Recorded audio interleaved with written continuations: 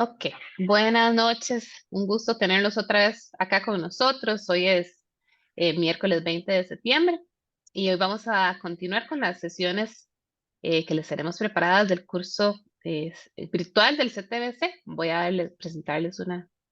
Ay, no, ya me di cuenta que no le di share screen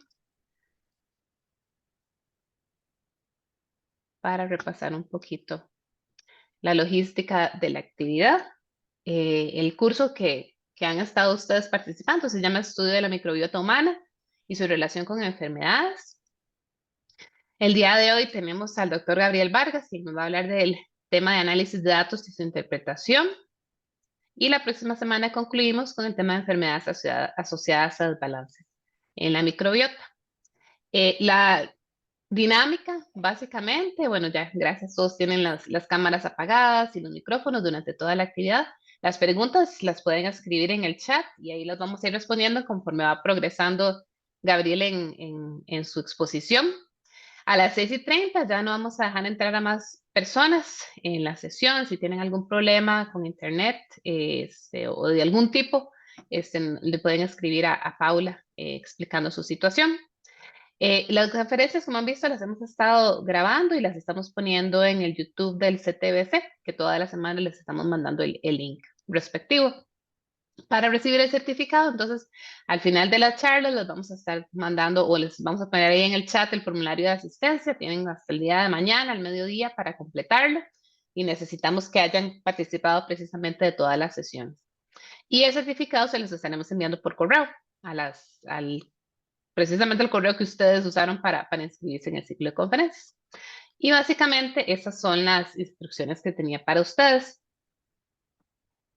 Voy a leerles una cortita reseña de nuestro expositor el día de hoy, que es, como les mencionaba, el doctor Gabriel Vargas. Y por acá la tengo. Entonces, el doctor Vargas es graduado en la licenciatura de microbiología y química clínica de la Universidad de Costa Rica, donde también obtuvo su maestría en microbiología con énfasis en bacteriología. Luego realizó un doctorado académico en el Departamento de Ciencias Geofísicas de la Universidad de Chicago y ahí realizó investigación en el campo de genética y genómica bacteriana. Y desde el año 2020 es investigador postdoctoral del Departamento de Bacteriología de la Universidad de Madison en Wisconsin. En la UCR en particular, él es profesor interino en la Escuela de Agronomía y además investigadora de honor en el Centro de Investigación en Biología Celular y Molecular. Él tiene amplia experiencia en investigación en el campo de la ecología microbiana, utilizando herramientas bioinformáticas y moleculares aplicadas al estudio de microbiomas con el afán de entender la estructura y función de diversas comunidades microbianas, así como las interacciones entre los microorganismos, su huésped y el ecosistema. Entonces tenemos a Gabriel, que realmente es un experto en este tema, y le damos el pase y esperamos que sea una actividad de mucho provecho para todos. Hola, buenas noches a todos. Qué bueno que todo bastante gente, qué emocionante, así que hay mucho interés. Muchas gracias a Rebeca y a Paula por organizar la actividad y por invitarme. De verdad, a mí me gusta mucho y me emociona hablar de estos eventos. Primero, en mi pantalla.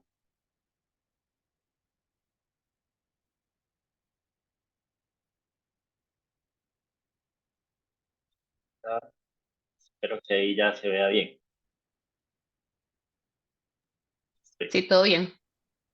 perfecto, gracias. Entonces, bueno, el, esta Entonces, ejercicio de hoy, de estas 2 horas, es verdaderamente un reto, porque es un tiempo bastante corto para hablar de un tema del cual podríamos hablar varias sesiones, incluso en un curso de un semestre o dos sobre este tema, que es sobre el estudio de la microbiota humana y su relación con las enfermedades, particularmente en el análisis de datos y su interpretación. Entonces, bueno, vamos a ver cómo nos va. He pensado bastante, digamos, sobre qué les iba a hablar en este rato. Y entonces pensé que tal vez lo que es de mayor utilidad es como esos pequeños pedazos de información no demasiado técnicos sobre el análisis, que creo que bueno, ha habido y van a ver en el futuro otras oportunidades para tener talleres y otro tipo de actividad de que es más práctico, digamos, en análisis de los datos, y a hacer análisis de cómputo, sino que más bien aprovechar como para discutir un poco sobre cómo interpretamos estos datos. Entonces, bueno, yo más de 10 años de experiencia eh, haciendo trabajos con microbiomas y he tenido la fortuna de ser entrenado en laboratorios de varios de los investigadores que son líderes en este campo y he tenido la oportunidad de ver cómo se desarrolla el campo este de tecnologías y análisis de microbiomas en los últimos 10 años y ver todas las cosas emocionantes que han pasado. Pero como ecólogo microbiano, yo encuentro mi motivación y la emoción de hacer ciencia en una fotografía o una micrografía como esta que les presento ahorita, porque así es como de verdad viven las bacterias, ¿verdad? Entonces, bueno, los que tienen formación en microbiología, clásicamente, nosotros nos enseñan a pensar en bacterias como uno a la vez, ¿verdad? Un patógeno que causa una enfermedad y eso está bien, ¿verdad? Es la clásica, funciona, ha salvado millones de vidas, pero ahora entramos en una época, en una nueva fase donde las herramientas tecnológicas nos permiten estudiar a las bacterias como comunidades. Y entonces, a mí lo que me apasiona y lo que me interesa más es tratar de estudiar cómo es que estas bacterias interaccionan entre sí a nivel genético, donde hay un gen o un grupo de genes que producen una molécula que tiene un impacto en su vecindad, las células que están alrededor de ella, y luego a través de todo el ecosistema, ¿verdad? Ese ecosistema que puede ser ecosistemas marinos, ecosistemas en el suelo, tienen que ver con, son importantes los cultivos, etcétera, y bueno, sobre todo el tema de discusión de hoy, que es el de los humanos. Entonces, esta parte o esta pequeña introducción que estoy haciendo acá es como para invitarlos a pensar y tratar de entender los resultados de los análisis de microbiomas desde un punto de vista de comunidad, ¿verdad? Y no de encontrar ese efecto directo de una bacteria, ¿verdad? Que es el malo de la historia, que es el que está produciéndome una enfermedad, sino que más bien como un conjunto de bacterias en cuyo balance, las interacciones entre las mismas, producen un efecto en su huésped. Entonces, bueno, esta es la agenda bastante ambiciosa que traigo para hoy. Vamos a ver qué tan lejos logro llegar. Voy a hacer una introducción muy breve porque ya el doctor Pinto nos habló bastante, la doctora Rebeca también nos habló la semana pasada de cómo se obtienen estos datos y también es una reseña muy buena sobre el microbioma humano, pero no, nunca está de más, digamos, repasar algunos conceptos. Luego voy a hablar de cómo es que estudiamos muy brevemente el microbioma humano y ya vamos a entrar en temas de diversidad microbiana, análisis 16S, un poco de metagenómica y al final vamos a hablar como de la parte de interpretación de los datos, las limitaciones y restos. Entonces, bueno, ¿qué es un microbioma, verdad? Entonces, acá quiero empezar introduciendo esos dos conceptos. Creo que realmente ya se habló de esto en videos anteriores. Igual, es importante recalcarlo porque ahora escuchamos hablar de microbiota y microbioma frecuentemente, incluso vamos al supermercado, nos dan un panfletito y nos venden productos, ¿verdad? Que prometen mejorar nuestro microbiota intestinal y etcétera. Y entonces, a mí me llama la atención que yo escuche a las personas hablar de estos dos términos como si fueran sinónimos, lo cual es incorrecto. La microbiota son los microorganismos como tales, el componente celular, son los bichos que existen en un ecosistema particular. En el caso de la charla de hoy, el ecosistema es el cuerpo humano. Y el microbioma es los genes y los genomas que componen esa microbiota. El microbioma es como nosotros estudiamos la microbiota a través de ir, extraer esas células, tomar el ADN, secuenciarlo y reconstruir y analizar la historia que hay detrás de eso. ¿Por qué estamos acá hoy? Porque este campo, bueno, ha avanzado muchísimo en los últimos años, es verdaderamente emocionante todo lo que está ocurriendo y sobre todo ahora que creo que como campo llegamos a un punto donde ya hay una masa crítica, digamos, suficiente información para empezar a tomar decisiones más informadas y hacer mejores predicciones sobre el microbioma humano y poder entonces intervenir de manera efectiva en las personas y tratar de mejorar su salud. Entonces, por ejemplo, hoy hice este ejercicio, yo lo hago con una frecuencia cuando hablo de este tema, que es ir al motor de búsqueda de Google sobre artículos científicos, que es el Google académico, el Scholar Google. Si ustedes escriben ahí Human Microbiome, en inglés de microbioma humano, van a encontrar que ya superó el 1.000.000 de artículos científicos sobre el tema. Entonces acá, como les digo, ya estamos en ese punto, ¿verdad? Donde ya empezamos a conocer bastante, vemos patrones en diferentes poblaciones, en los que ya vamos a poder hacer buenas predicciones respecto a todo lo que tiene que ver con microbioma. Entonces, igual, ¿verdad? Si ustedes buscan microbioma en el motor de búsqueda de PubMed, lo que vemos es a partir del 2010 esa explosión exponencial, ¿verdad? Con una ligera caída debido a la pandemia del COVID, que definitivamente impactó la producción científica, pero que ya se recuperó. Y entonces lo que vemos es ese salto, ¿verdad? Hubo ahí un cambio tecnológico, que es cuando salieron todas estas nuevas tecnologías de secuenciación, que permitió o facilitó que se empezara a hacer investigación en microbiomas. Entonces, bueno, esto es de un artículo de revisión de Nature del 2023 que trata sobre este tema, ¿verdad? De la explosión de todo lo que tiene que ver con microbioma.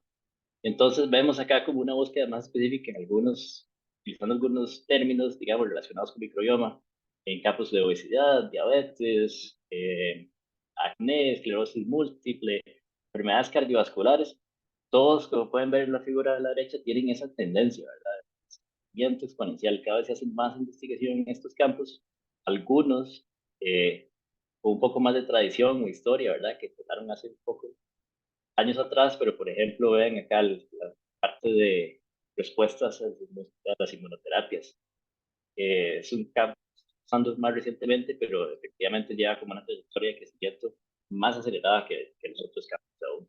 Y entonces lo que nos damos cuenta es que el microbioma humano es útil para estudiar muchísimos campos que tienen que ver con la salud y el bienestar humano. Entonces, algunas generalidades así bien rápido para no demorarme mucho en esta sección. Sobre la microbiota es que, bueno, se extiende sobre todo el cuerpo humano, ¿verdad? Y entonces, todos los tejidos que tenemos en el cuerpo prácticamente, hay muy pocas excepciones, ¿verdad? Muy internos, tenemos mecanismos de defensa específicos para cuidarlos, están colonizados por microorganismos. Y esto es verdad no solo para el cuerpo humano, sino para todos los ecosistemas terrestres, ya que los microorganismos tienen una gran ventaja sobre nosotros y es su versatilidad metabólica. Microorganismos, las bacterias, las arqueas, los hongos, mantienen la habilidad de colonizar todos los ambientes humanos que conocemos, por más extremos que sean. Y el cuerpo humano no está ajeno a esto. Entonces, bueno, tenemos la microbiota de la piel, intestinos, otras partes del cuerpo.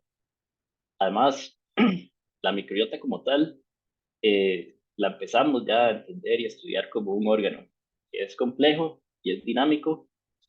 Voy a extender un poco más adelante. Definitivamente la evidencia científica es, ¿verdad?, abrumadora. Hay muchísima información, ¿verdad?, de cómo la microbiota está asociada con la salud y la enfermedad. Y que los diferentes componentes, los diferentes miembros de la microbiota tienen diferentes roles ecológicos. Unos son patógenos, otros son comensales, oportunistas, etc. Y hay un grupo que nos interesa mucho en particular, que son los que llamamos probióticos, que tienen la característica de que son beneficiosos para el ser humano, debido a su función como tal dentro de la microbiota. Pero entonces, ¿quiénes componen el microbioma o una microbiota? Son todas estas células, ¿verdad? Todos esos microorganismos que no podemos ver en el ojo, sino que necesitamos algún aparato de ver esos organismos microscópicos. y que viven, ¿verdad? Esta es otra vez la foto del principio, que viven como una comunidad, no como un cultivo puro, ni como células vegetativas que están ahí nadando felizmente por un líquido, sino que las bacterias tienden a adherirse a una superficie, formar biopelículas y asociarse intrínsecamente con otras bacterias.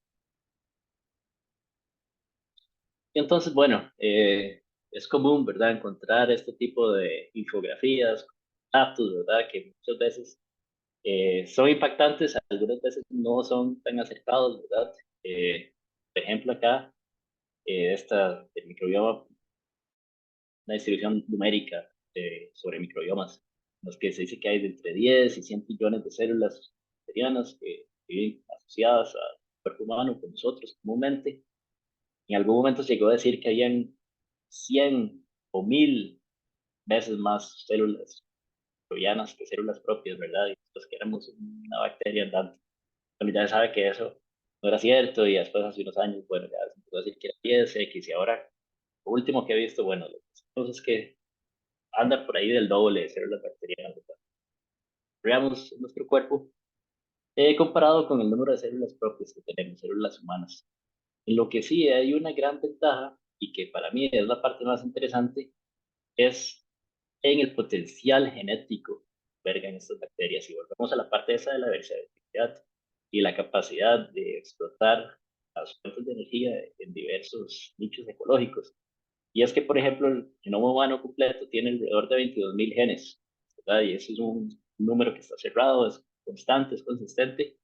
Bueno, evolutivamente es importante que ese genoma sea constante y consistente, ¿verdad? En humanos. Pero todas estas células microbianas que están en el microbiota tienen millones de diferentes genes. Entonces tienen todo ese potencial extra para producir algunos compuestos, algunos benéficos, otros no tanto, pero que en realidad le añaden, ¿verdad? Un gran potencial, una gran diversidad genética en nuestro cuerpo. Ok, entonces, bueno, esa fue como una parte un poco más introductoria, un poco rápida, para ya hablar un poco más de los temas que os competen hoy. Entonces, quería mostrarle esta figura, no sé si ya la vieron antes, para empezar a hablar un poco de cómo es que estudiamos el microbioma humano. Este gráfico es un gráfico comparativo de el costo de secuenciación de una megabase de ADN comparado con la ley de Moore. La ley de Moore es un número que es electrónica para asociado, digamos, al costo de incorporar un nuevo chip, digamos, en un dispositivo electrónico. Entonces, muchos de nosotros hemos visto, ¿verdad?, el avance tecnológico que ha tenido la humanidad en los últimos 10 años, sobre todo en el tema de los celulares, es el ejemplo que yo utilizo, ¿verdad? Hace 10, 20 años los celulares eran aquellos aparatejos, ¿verdad?, plásticos que no tenían mucho color y que solo nos servían muy útiles porque nos permitían hacer llamadas de texto y jugar a la culebrita, ¿verdad? Pero nada más. Y hoy en día el celular básicamente alberga como nuestra vida, ¿verdad? Ahí está nuestra información, nuestro trabajo, nuestras interacciones sociales, nuestro entretenimiento. Y básicamente en este aparato vimos esa evolución, ¿verdad?, tecnológica increíble que ha ocurrido en los últimos años. Pues resulta que la secuenciación o la tecnología de secuenciación avanza todavía más rápido que eso, que es lo que vemos acá representado o aproximado por el costo de secuenciación. Entonces lo que vemos acá en el eje X es el año, ¿verdad? En el 2000, cuando empezó el proyecto original del genoma humano de secuenciación, que fue un esfuerzo gigante en el que se involucraron muchísimos laboratorios y expertos de diferentes partes del mundo. Se hizo un trabajo sumamente importante e interesante, pero fue muy costoso, ¿verdad? El primer genoma humano costó, fíjate, cerca de $100 millones. Cuando hoy en día un genoma humano completo cuesta cientos de dólares, ya se convirtió en algo que es accesible, ¿verdad? Y que se puede hacer de rutina. Y eso es gracias a, bueno, estas nuevas tecnologías de secuenciación que Rebeca les habló la semana pasada, ¿verdad? En detalle, cómo es que funcionan, las características, pero sobre todo bajó dramáticamente cuando se paralelizó masivamente, todo por los equipos de Illumina, que permiten obtener muchísima cantidad de información a un precio que es bastante accesible. No vamos a decir que es bajo, pero sí es muy accesible. Y entonces, ¿qué facilitó su implementación y el uso en la ciencia de manera cotidiana, ¿verdad? Entonces, para estudiar microbioma humano, usualmente la mayoría de los proyectos como objetivo número uno tienen el describir un ambiente, la comunidad microbiana de algún ambiente. Y para esto se utiliza como marcador molecular, que algunas veces se le ha llamado de una manera que a mí no me hace mucha gracia, código Garrett de la vida, pero que permite hacer esas comparaciones de secuencias y poder separar organismos de acuerdo a su historia evolutiva. Debido a las características de este gen, ¿verdad? Este gen codifica no por una proteína, sino por una molécula de ARN que tiene una función estructural para los ribosomas. Es fundamental para hacer proteínas en todas las células vivas. Y tiene la característica particular de que tiene unas regiones que son ultra conservadas, que facilitan el diseño de primers para amplificar el gen, ¿verdad? En muchísima variedad de microorganismos y otras regiones que son hipervariables, que acumulan muchísimas mutaciones que nos van a generar información que nos va a permitir discriminar entre las secuencias. Entonces, utilizamos este gen frecuentemente en ecología microbiana, tecnologías de microbiomas, para estudiar las diferentes bacterias o las diferentes poblaciones que hay en una comunidad. Y este es como un esquema bastante simplificado de un análisis, ¿verdad? De cómo hacemos I6S. Entonces, bueno, eh, tomamos una muestra, en este caso utilicé el de Mochi, ¿verdad?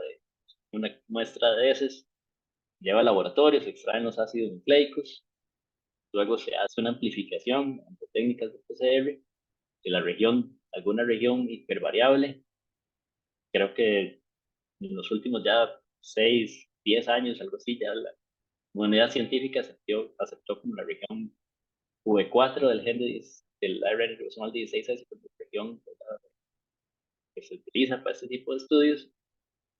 Ese, esa, esa amplificación, ¿verdad?, ese producto de PCR, que es un conjunto de ADN que contiene copias de ese gen de todos los organismos en una muestra, es llevado a una máquina de secuenciación, ¿verdad?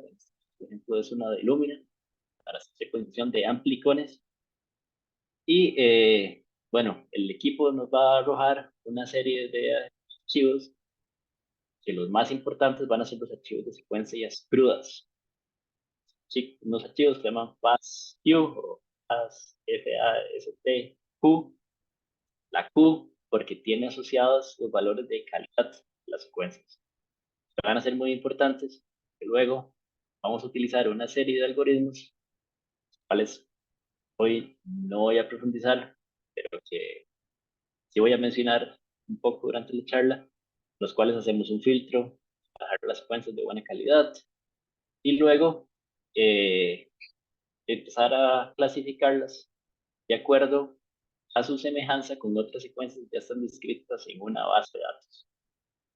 Una vez que tenemos esa clasificación, o sea, una tabla gigante donde le asignamos una taxonomía a unas secuencias, utilizamos paquetes estadísticos de R y algunos algoritmos que son especializados en análisis de secuencias de XS, como el FiveSeq y otros, para generar figuras, estudiar diversidad y etcétera. Entonces, para empezar a hablar sobre diversidad, algunos de los que estamos acá somos más viejitos que otros, tal vez recuerdan, ¿verdad?, que cuando estaba en la escuela o en el colegio, las primeras clases de biología, nos hablaban de los 5 reinos: el reino animal, el reino fungi, las plantas, etcétera.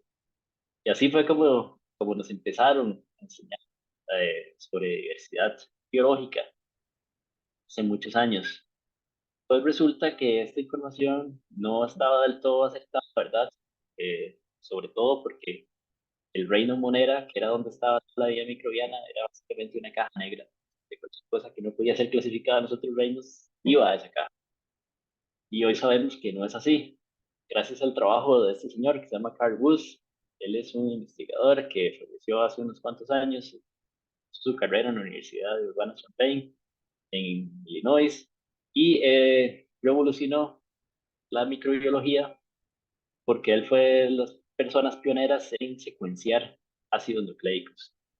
Claro, utilizando unas tecnologías que es bastante menos avanzadas a las que tenemos ahora, pero que sin embargo le permitió reconstruir el árbol de la vida como lo conocemos ahora, donde existen tres dominios principales de las bacterias, de las arqueas y el de los eucariotas, que contienen a la gran diversidad de filos de los diferentes grupos taxonómicos. Y aparte, sentó las bases, ¿verdad?, para todos los estudios filogenéticos que tienen que ver con diversidad biológica. Eh, También ayudó a demostrar, ¿verdad?, la existencia de un único ancestro común de la vida, ¿verdad? Este organismo que vivió hace billones de años, que lo que sabemos o creemos es que producía proteínas utilizando ribosomas, tenía moléculas contenidas por membranas y que es como el progenitor de todos los organismos que están vivos en estas bacterias más pequeñas, hasta nosotros los humanos. Y entonces, nuestra idea del árbol de la vida en el siglo XXI es muy diferente a lo que teníamos hace unos cuantos años. Este es el nuevo árbol de la vida. Bueno, hay unos versiones un poco más nuevas, pero este, digamos que es como vigente y se le dio mucha atención. Fue publicado por el laboratorio de Jill Banfield, es investigadora que fue una de las pioneras en todo lo que tiene que ver con estudios de microbiomas y genomas. Entonces, a la Universidad de Berkeley y estudia muchísimo sobre genómica, desarrollaron en su laboratorio muchas teorías que utilizamos hoy en día. Y bueno, publicaron este árbol hace unos años, ya en el 2016, que es verdaderamente interesante.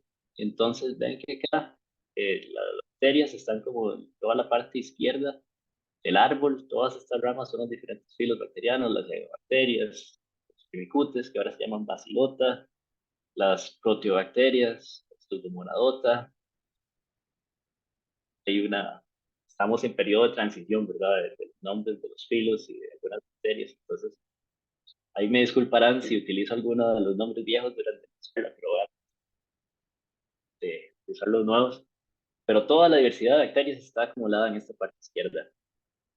Luego, tenemos estas ramas acá que están un poco profundas en el árbol, que es donde están la distribución de las arqueas, y los eucariotas, que son esta parte verde que está como en la esquina inferior derecha, donde todos los organismos que podemos ver con nuestros propios ojos, plantas, hongos, animales, etcétera, están en esta puntita verde, la parte de abajo de esa rama larga que vemos de los eucariotas. Ven que es una parte mínima del árbol de la vida, lo que es la vida macroscópica. Todo el resto de la diversidad biológica que hay en este planeta es microscópica. Otro resultado interesante de esta figura que me llama mucho la atención es esta rama que está en color morado o púrpura del lado derecho, que es el candidato o la radiación candidato de Phyllops, que son estas bacterias que son muy pequeñas, que no hemos podido cultivar en el laboratorio y que sabemos de su existencia gracias a técnicas moleculares y exposición metagenómica, pero que es como una caja de sorpresas, ¿verdad? Que está ahí, que es más diversidad biológica, que no entendemos todavía muy bien su función, pero que estoy seguro que en los próximos años vamos a entender sobre su importancia y más sobre su biología. Entonces, tradicionalmente, en ecología se han utilizado diferentes índices, diferentes análisis para estudiar diversidad biológica en comunidades. Entonces ya vimos la distribución, árboles filogenéticos, ¿verdad? Esa es una de las maneras de hacer estudios evolutivos. La otra es utilizando estos cálculos, algunos más conocidos de otros, como el índice de Shannon, el de Simpson, y etcétera, para hacer diversidad de tipo alfa. Y aquí es importante la diferencia entre diversidad alfa y diversidad beta. Cuando hablamos de diversidad alfa, nos referimos a la diversidad de una comunidad en particular. En el caso de estudios de microbioma sería de una muestra. Cada muestra corresponde a una comunidad y cuando estudiamos la diversidad nos referimos a esa muestra en particular, cuando es alfa. Ahora, ¿qué es estudiar diversidad? Hay diferentes métricas, como les decía. Unas es simplemente estudiar su riqueza en número de especies diferentes. Entonces, cuando se compara la riqueza es cuál muestra tiene más especies que otra, por así decirlo. Pero también hay algunos otros de estos índices que toman en cuenta la distribución o la abundancia de esas diferentes especies en la muestra, porque pueden haber muestras que tienen cada una 1000 especies diferentes, pero en una todas tienen la misma abundancia relativa y en otra hay dos o tres especies que son muy abundantes. Entonces, desde el punto de vista ecológico y biológico, es interesante saber sobre estas diferentes, qué tan distribuida está esa abundancia entre las diferentes especies. Y para eso se utilizan eh, estas métricas que se llaman IFNES y los índices de Shannon y de Simpson que toman en cuenta un poco, ¿verdad? En, en el cálculo matemático, la distribución y abundancia de la.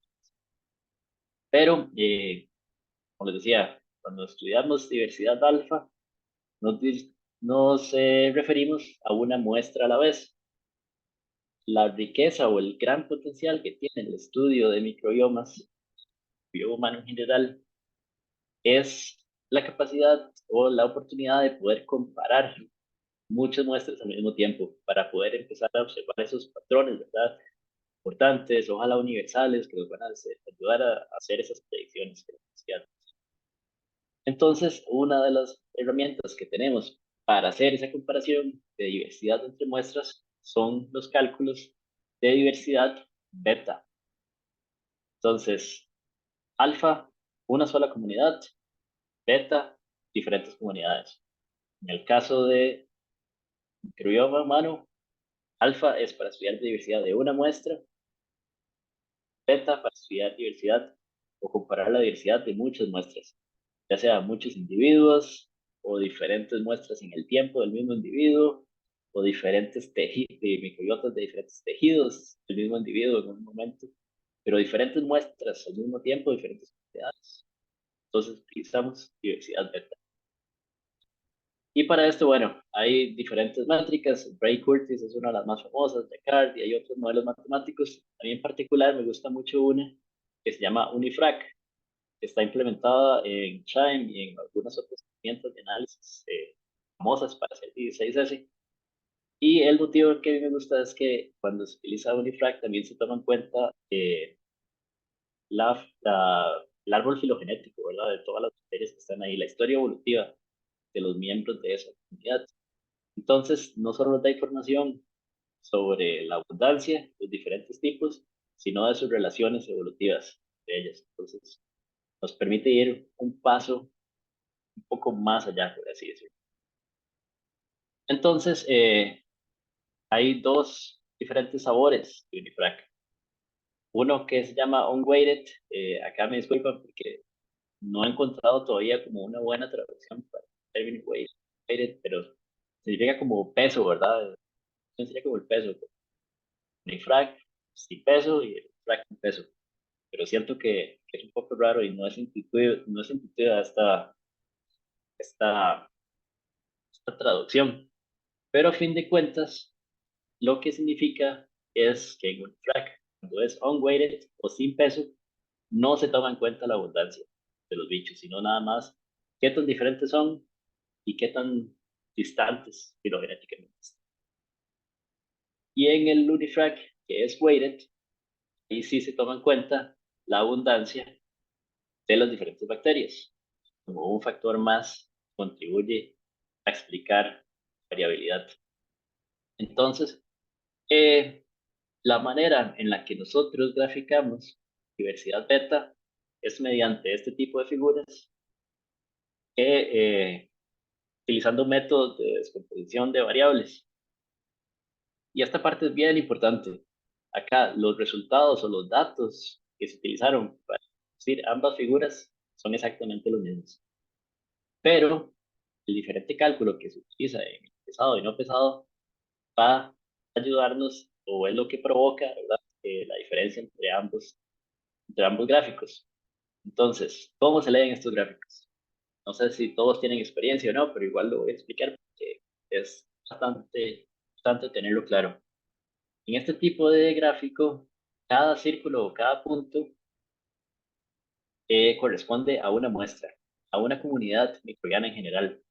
Entonces, cada uno de estos puntos representa la diversidad de miles o millones de bacterias y otros microorganismos que están en esa comunidad. Entonces, por eso les llamamos técnicas de medición de variables, ¿verdad? Entonces, un sistema normal, un microbioma, hay cientos de variables que no podemos controlar, ¿verdad? Todas esas interacciones entre las diferentes bacterias, etcétera. Entonces, tratamos de utilizar estos bioestadísticos, componer un poco las variables del sistema y ver cuáles son las más importantes. Entonces, estos axes que están acá no corresponden a ninguna de las variables, ¿verdad? Por eso es que no se les pone ni pH, ni tipo de muestra, etcétera. No sabemos a qué corresponde eh, cada uno de estos ejes, ¿verdad? Y estos ejes también no tienen una unidad, sino que nada más son un punto de coordenadas, una referencia, ¿verdad? En un espacio donde vamos a poner las comunidades. Y lo importante acá es la relación entre los puntos. Cuando dos puntos están muy cerca el uno del otro, significa que tienen dos comunidades muy parecidas. Si los puntos están muy lejanos, entonces significa que sus comunidades son muy diferentes.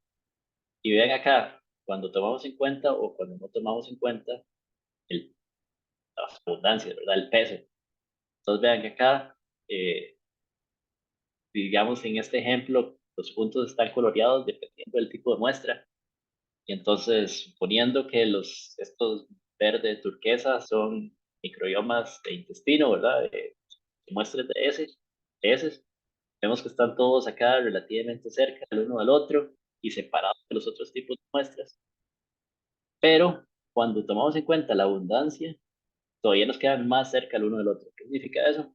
Que entonces las comunidades no solo son parecidas, sino que las abundancias relativas de cada uno de los componentes de cada uno de los grupos taxonómicos también es muy parecido entre las diferentes muestras, ¿verdad? Entonces, consistentemente, la interpretación que le podemos dar es que en los intestinos, los organismos más abundantes siempre van a ser los mismos. Es una opción, pero puede ser que se explique de otra manera. Un ejemplo. Entonces, acá, otra cosa importante de poner atención es que los axis en este tipo de figuras usualmente tienen un porcentaje.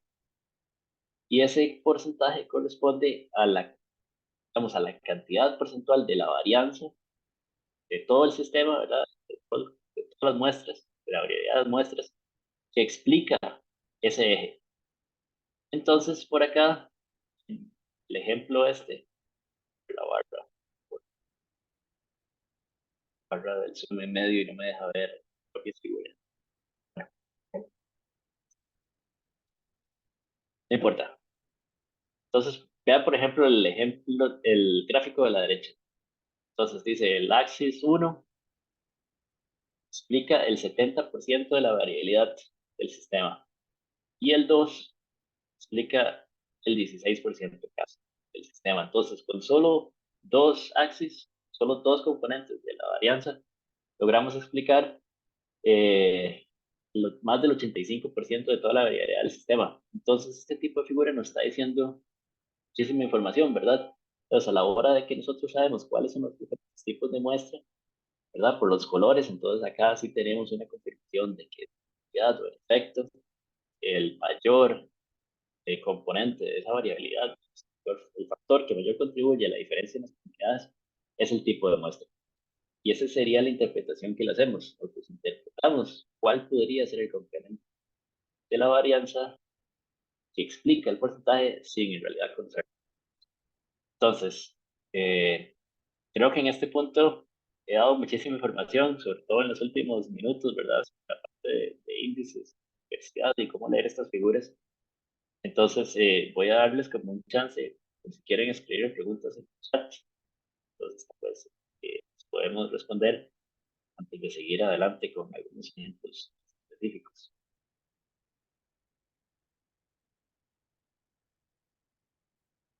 O sea, si todo está muy claro, si está un poco enredado.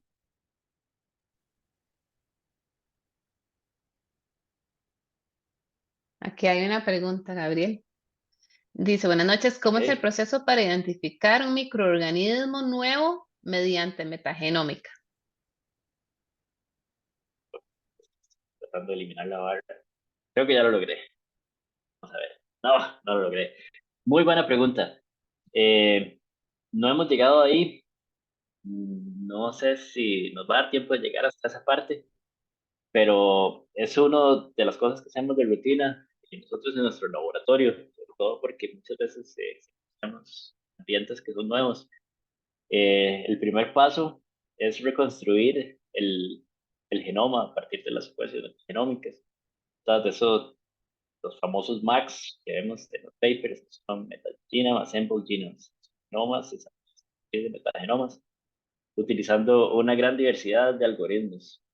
Yo tengo como mi flujo de trabajo, que es basado en Cambio, que es una herramienta de investigadores que conozco muy de cerca, que son amigos y que confío, ¿verdad?, en el código que son muy buenos resultados. Pero la primera parte es generar ese MAC y luego eh, estudiar ese MAC de diferentes maneras. Entonces, tradicionalmente hay como dos técnicas, ¿verdad?, que la gente utiliza para hacer, para determinar si un organismo es nuevo o no. El primero es haciendo un árbol filogenético. Si se tiene un MAC, ¿verdad?, y está completo, ¿verdad?, es un genoma casi completo, construido a partir del metagenoma, deberíamos tener muchos de genes que se utilizan como marcadores filogenéticos, que normalmente en los papers se los ven como genes únicos o genes core de una sola copia, traducción al español, single copy core genes.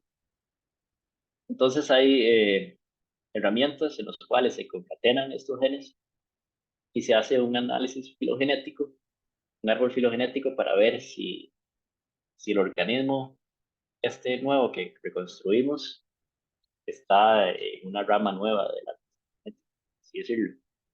Y la otra manera es mediante identidad de nucleótidos o ANI, Average Nucleotide Identity, que lo que hace es buscar regiones homólogas entre genomas que parten en una historia evolutiva, ¿verdad?, que son semejantes, y si, digamos, el genoma más cercano en la base de datos que se tiene es menos de 95% similar en sus regiones homólogas, entonces es un criterio totalmente arbitrario, pero como la comunidad acepta, se puede tratar de una especie nueva.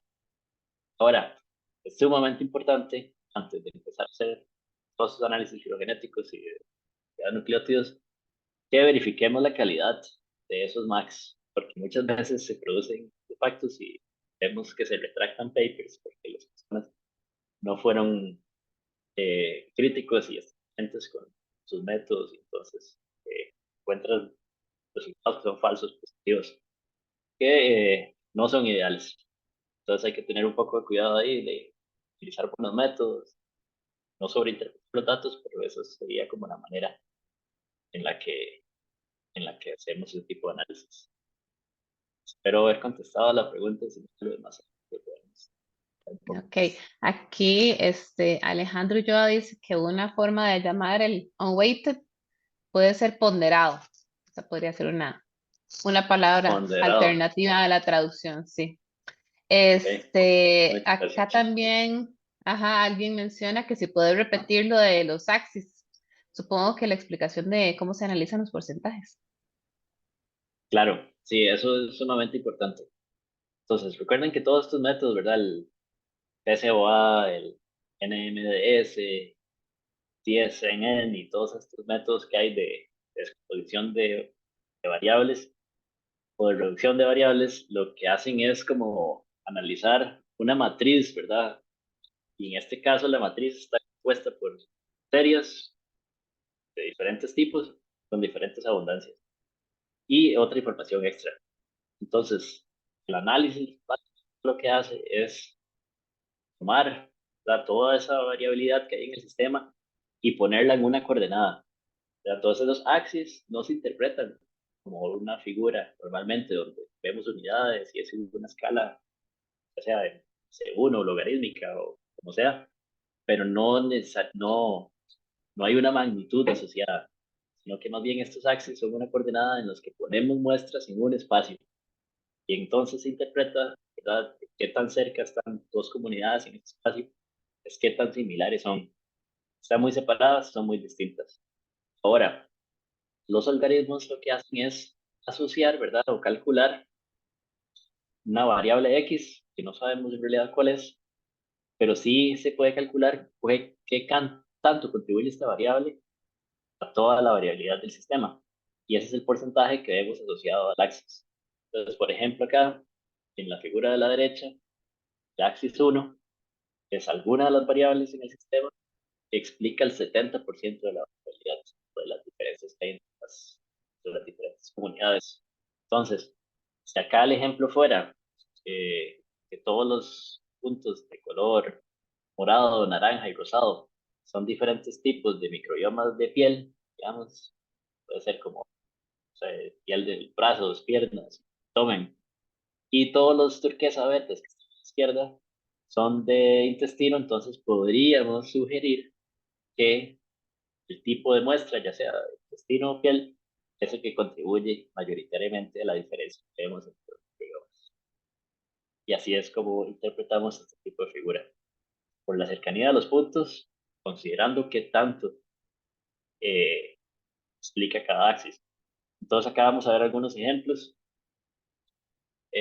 para avanzar un poco sobre lo mismo, ¿verdad? Esta es una figura, un paper con unos datos de hace algunos años, pero que tal vez ejemplifique bien esta parte, ¿verdad? Entonces en el panel A, en el de arriba, lo que vemos es diversidad tipo alfa, donde hay diferentes comunidades, y entonces estos eran unos microbiomas de unos insectos, entonces los puntos que vemos en gris son microbiomas intestinales de adultos, los que vemos en amarillo son los microbiomas intestinales de unas larvas, y los microbiomas que vemos en celeste son del sustrato, el material donde ellos viven.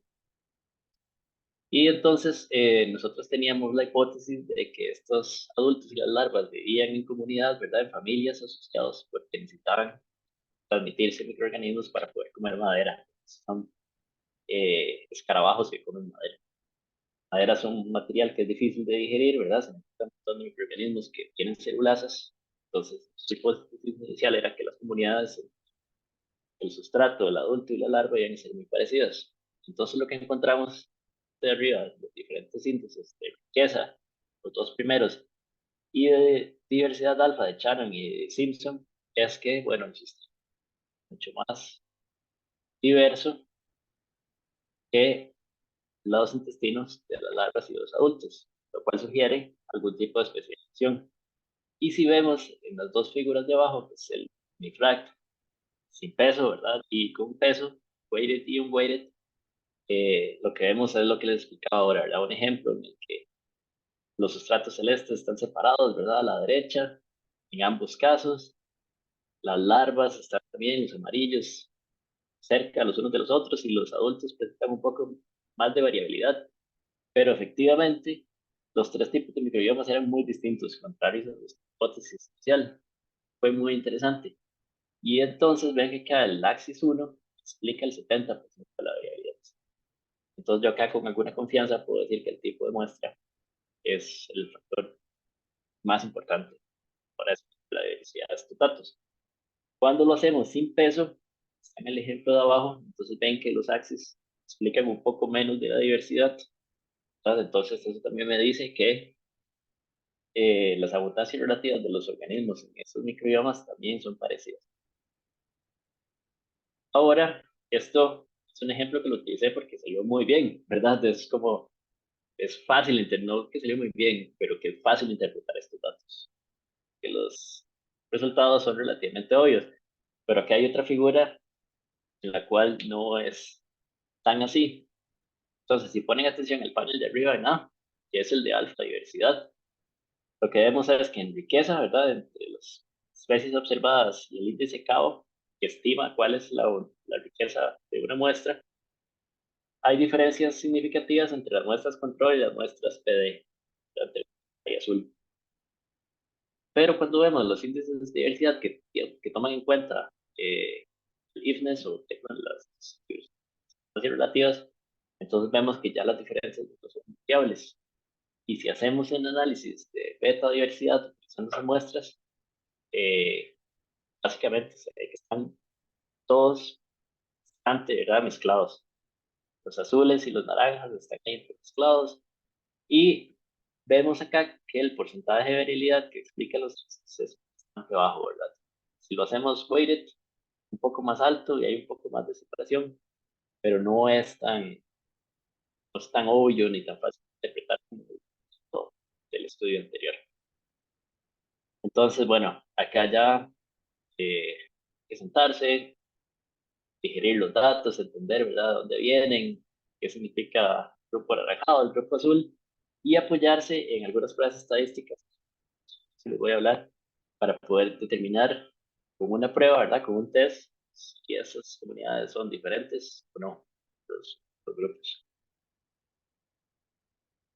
Entonces acá les presento una figura clásica, ¿verdad?, de análisis de microbiomas, cada vez se ve menos, pero esto es la manera en la que representamos en forma gráfica diversidad de grupos bacterianos. Esto lo llamamos distribución filogenética, en el que cada una de las barras de este gráfico corresponde a una muestra distinta. En este caso, la izquierda son intestino, luego están las palmas de la mano izquierda, de la mano derecha, la lengua, son las últimas, ¿verdad? Hay diferentes réplicas de cada tipo de muestra y los colores representan diferentes grupos bacterianos a nivel de filo, la clasificación filogenética más alta. Entonces, vean que solo ya verlo a nivel de filo hay muchísima variabilidad. Y si lo vemos a resolución filogenética todavía más alta, digamos, a nivel de familia y de todo género o especie, vamos a ver una inmensa diversidad, ¿verdad?, y variación entre ambos grupos. Pero en este tipo de figuras nos va a permitir encontrar patrones que son realmente interesantes. Por ejemplo, vemos acá que los microbiomas de los intestinos tienen mucho, ¿verdad?, de este anaranjado, que son los bacteroidetes, que tienen mucho de esta turquesa, que son los firmicutes, ahora llamados bacilotes. Entonces, bueno, claramente estos intestinos están dominados por esos dos grupos. Y su abundancia relativa, esta parte es esencial. Cuando hacemos análisis de 6S, son muchísimas excepciones, ¿verdad? Y hay algunos métodos que uno puede utilizar, pero la gran mayoría de las veces que vemos estos resultados es abundancias relativas, porque este análisis que es dependiente de un PCR no es cuantitativo. Una vez que hay amplificación con primers y esos primers eh, tienen mayor o menor afinidad con algunos grupos taxonómicos que otros, entonces ahí se pierde la parte cuantitativa. Ahora, algunas personas lo que hacen es incluir secuencias que ya están estándar, ¿verdad? Es como secuencias de una comunidad artificial, cuáles se conoce, cuál es la abundancia de cada uno de los diferentes tipos de secuencias, y lo utilizan, ¿verdad? Como para estimar abundancias, pero yo no le llamaría absolutas, ¿verdad? Sino que no tienes como una estimación de abundancias absolutas mediante el uso de estándares. Y estos métodos, técnicas, serían como semi-cuantitativas, ¿verdad? Un poquito casi cuantitativas, pero siempre hay sesgos, ¿verdad? Y unas limitaciones tecnológicas a las cuales eh, no les vamos a llegar. Entonces, creo que lo más parsimonioso es fácil, bueno, no fácil, sino más parsimonioso sería interpretarlas como unidades relativas, donde estas barras todas corresponden al 100% y entonces el grupo taxonómico tiene una abundancia de 100 de todas las células. Y así es como interpretamos este tipo de figura. Entonces, bueno, son como las figuras clásicas, ¿verdad? De diversidad y ver las comunidades en los diferentes tipos eh, taxonómicos, apoyados, como les decía, de algunas pruebas estadísticas que, que ayudan a tratar de determinar o hacer una prueba, un test para ver cuáles variables en mi sistema tienen un peso estadístico, ¿verdad? Entonces hay muchas, cada vez se publican más, de las dos más comúnmente utilizadas es el ANCOM, que es el análisis de composición de microbiomas, que me va a decir, ¿verdad? Va a compararme las medias de las abundancias relativas de diferentes comunidades, círculos, empresas, y luego un grupo taxonómico que es que está mayoritariamente representado una comunidad sobre otras. Y están los análisis de ANOSIM, que es análisis de similaridad, es decir, qué tanto de variables que yo tengo en mi análisis contribuyen, ¿verdad?, a esa similaridad o esa similaridad en la diversidad del sistema. Y entonces, podemos utilizar esas pruebas estadísticas para complementar nuestros análisis de beta diversidad, por ejemplo, esta figura que es un análisis de descomposición utilizando el algoritmo de Bray-Curtis y apoyado en un análisis estadístico de datos. Y entonces, utilizando este tipo de análisis, es como se empezó a estudiar el microbioma humano. Entonces, este fue uno de los primeros papers del grupo, el consorcio del microbioma humano, los resultados súper interesantes que llamaron la atención de la comunidad, ¿verdad?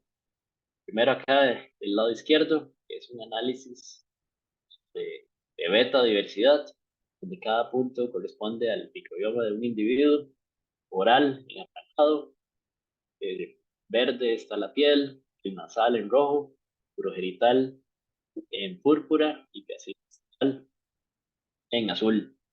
Y entonces este fue como uno de los primeros resultados en una población grande, en el cual se demostró que cada uno de los tejidos tenía una comunidad bacteriana y que esas diferencias eran consistentes dentro de esta población, ¿verdad? Entonces, bueno, ya podemos detectar que el microbioma gastrointestinal es diferente al microbioma oral. Y todas esas diferencias que vemos en este análisis de componentes principales se reflejan en la distribución filogenética que vemos en la parte derecha de la figura, donde a nivel de filo otra vez vemos que las narices, la boca, la placa subgingival, la lengua, las heces y la piel tienen diferentes organismos, ¿verdad? Y son las comunidades bastante distintas, algunas determinadas por los firmicutes en verde, espinos por los pteridentes, y etcétera. Y había algo de variabilidad entre los individuos, pero se podían ver ahí puros patrones interesantes que eran consistentes. ¿Sabes? Entonces, esto cuenta una parte de la historia, ¿verdad? Es quién está ahí, la parte como más descriptiva. Cuando empezamos a estudiar el sistema, lo primero que queremos saber es la descripción del censo, de quiénes son los componentes, miembros de estas comunidades. Entonces, la técnica de estudiar aplicones y 6S para estudiar microbiomas es bastante efectiva y se puede hacer, digamos, con múltiples réplicas, con un buen diseño experimental, para obtener este tipo de resultados, ¿verdad? Que son sumamente interesantes. ¿Cuáles son las limitaciones del estudio de microbiomas utilizando 16S? Bueno, 16S nos permite realizar un censo, ¿verdad? Censo de la comunidad microbiana. Entonces, es semi-cuantitativo o no cuantitativo, ¿verdad? Es basado en la comparación de abundancias relativas. Cuando estudiamos 6S, no tenemos información sobre la función, nada más sobre quiénes son los que están ahí. Luego, tiene diferentes sesgos zoológicos. Uno es el de la afinidad de los primers. Entonces, bueno, hay diferentes historias, ¿verdad? Sobre muchos grupos bacterianos que resultaron ser muy abundantes, pero que los primers que se utilizaban en algunos momentos de la historia, ¿verdad? Del estudio de microbiomas, no los veían. Entonces, bueno, está el tema de los Verrucomicobia, que es un estilo muy interesante, donde está la bacteria Kermansia, que es de suma importancia en el microbioma humano. Había unos primers de 6S que no eran muy afines a las Verrucomicobias y que fueron por algún tiempo. Luego está también la historia del SAR-11, que es el organismo político, digamos que es más abundante en el planeta Tierra, que también fue ignorado durante muchos años porque los primers no lo detectaban efectivamente, etcétera. Hay otros así. Y luego los mismos sesgos que son propios de todas las metodologías, ¿verdad? Cuando uno hace el laboratorio, siempre hay error humano, los errores de pipeteo son comunes. Luego, es muy común que haya estos sesgos que son efectos de batch por grupo de muestras, ¿verdad? Entonces, que se secuenciaron un grupo de muestras en un centro de secuenciación en Estados Unidos contra otro, dos en Alemania, porque otro colaborador ofreció secuenciar, y entonces la persona que lo pipeteó fue una, y en el otro lugar fue otra, y unos viajaron 3 días en un avión, y los otros viajaron 7 días, y el hielo seco ya no llegó. Entonces tenemos como esos efectos de batch, de grupo, que producen variabilidad en los sistemas, ¿verdad? Que eso es una limitación importante y que deben ser considerados a la hora de los resultados. Y luego, que siempre se debe tratar de hacer algo de estadísticas, o sea, análisis de diversidad, ¿verdad? No solo quedarse con producir las figuras y los diferentes tests estadísticos que existen, eh, que todavía la historia no acaba ahí, ¿verdad? Todavía hay muchísimo trabajo por hacer en términos de estadística aplicada a análisis de 6S. Entonces, son las 7:05. No sé si les damos acá una pausa de un par de minutos, si nos tienen tal vez preguntas en el chat y volvemos a las 7:08. Bien, De acuerdo, ahí tienes unas preguntas para que vayas pensando en las respuestas cuando ok, regresemos. voy a darles un chance. Listo. Tenemos unos minutos de pausa.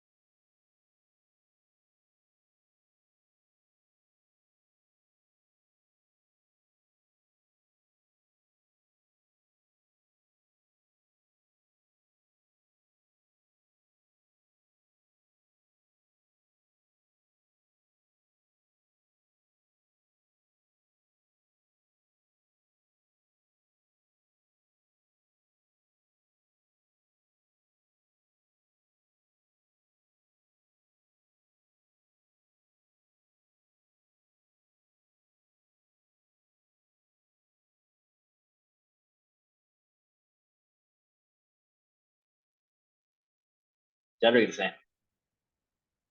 Fue bien corta la pausa, pero todavía me falta bastante por mostrar. Eh, Les ha dado muchísima información. Espero que no sea demasiado confuso y que puedan seguir la pista. Pues, si y tienen preguntas, pueden escribir luego. Entonces, acá estoy viendo en el chat.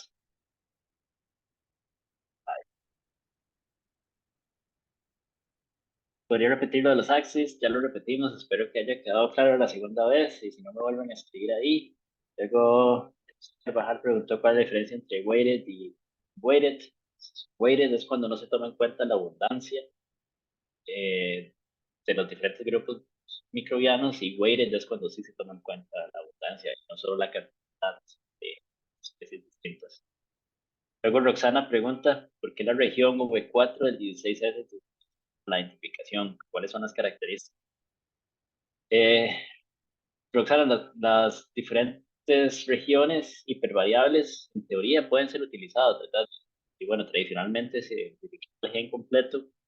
El V4 es porque muchos estudios, ¿verdad?, demostraron que tenía la mayor cantidad de información, una mayor cantidad de resolución filogenética y también porque la comunidad en algún momento surgió la necesidad de unificar el marcador, ¿verdad? ¿Cuál es la región que queríamos todos para producir resultados que eran comparables y reproducibles? Entonces, si quieres hacer un análisis de 16S, yo recomendaría, o puede utilizar las otras regiones, utilizar la V4, porque es la que existe más información y se puede comparar con otros resultados. Vamos a ver más preguntas por acá. Si se puede hacer metagenómica de algas. Sí, claro. Se puede hacer metagenómica de cualquier cosa, cualquier muestra donde hayan células con ADN, incluso hasta sin células, ¿verdad? Porque los virus también pueden ser de ADN y se pueden estudiar mediante técnicas de metagenómica. Cualquier muestra que tenga ADN que pueda ser extraído y con cierta calidad puede ser sujeto a secuenciación y análisis. Bueno, cualquier cosa que uno quiera probar. Ya me dice que hacer análisis es importante o es ideal tener concentraciones similares. Es una excelente pregunta. Depende, ¿verdad? De cuál es la pregunta biológica o la pregunta de experimento que queremos responder.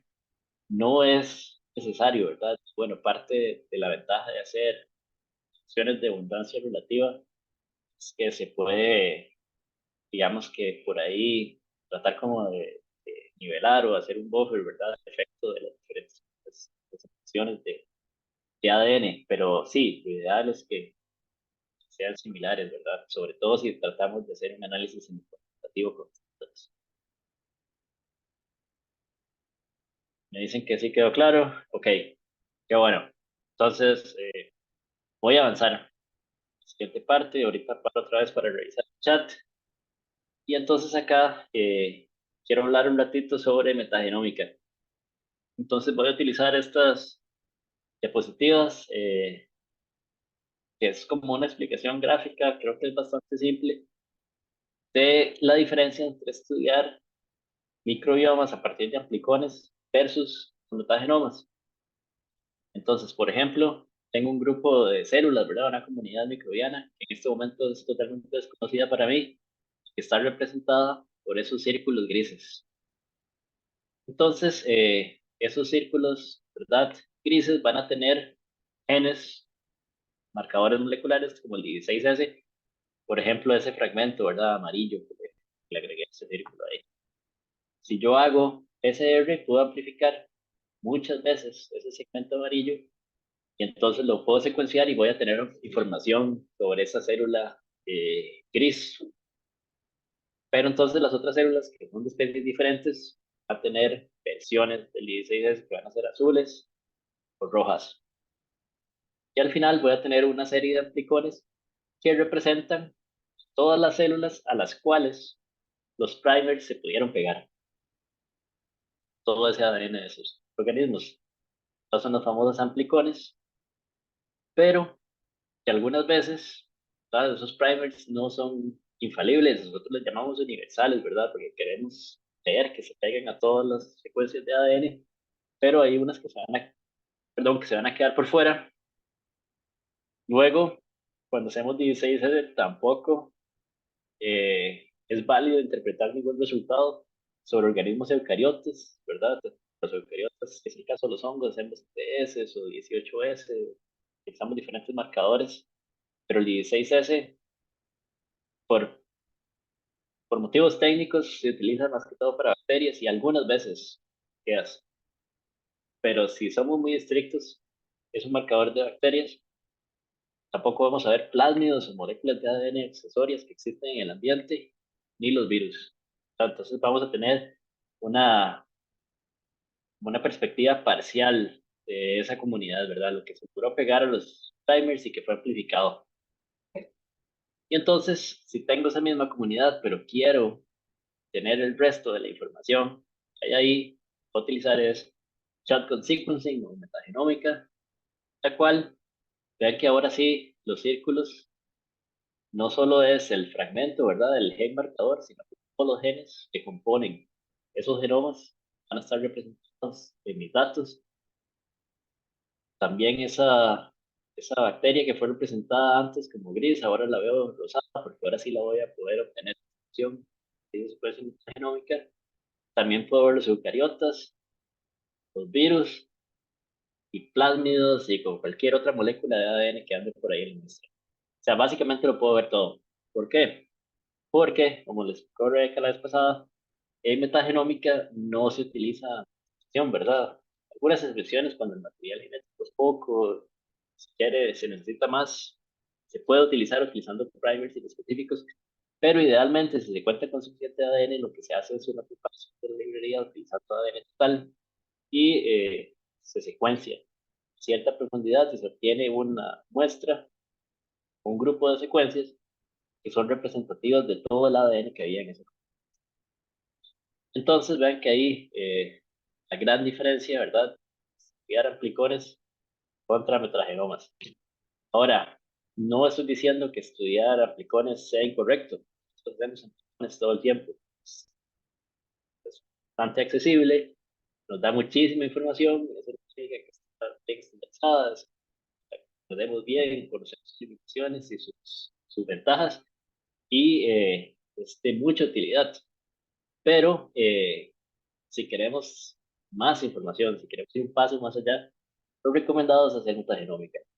Obviamente, con la desventaja de que es más caro y que el análisis no es trivial, sino que es más complejo.